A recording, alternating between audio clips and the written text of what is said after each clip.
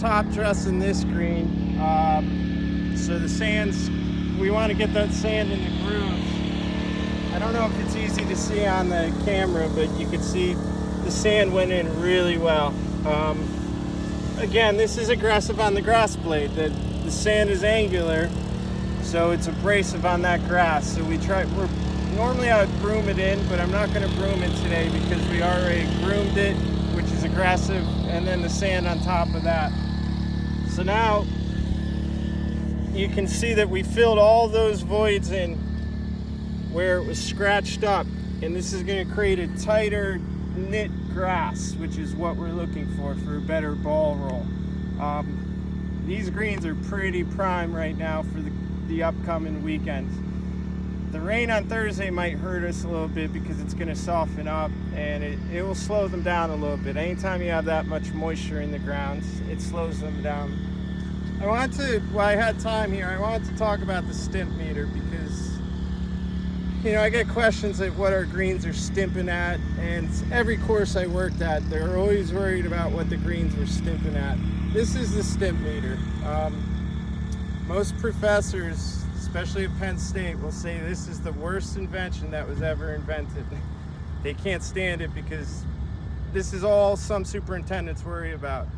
I don't even use it, actually. Not on this course. We can't get a good stimp reading off these greens because they're so sloped. I'll just give you a good example real quick. What the stimp meter was really meant to do was so you can provide a consistent true ball roll. It was never meant for speed. It was meant that when you use it, this is how you use it.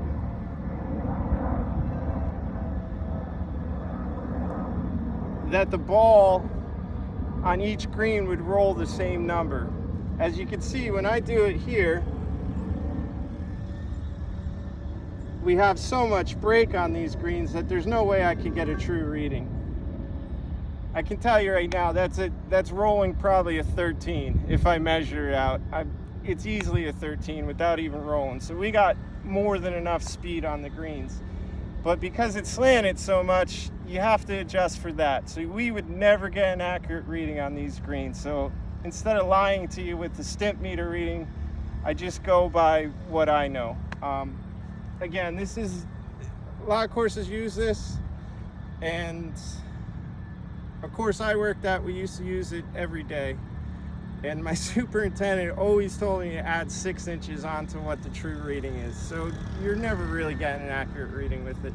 It's more of a tool to test consistency and green speed than it is just speed.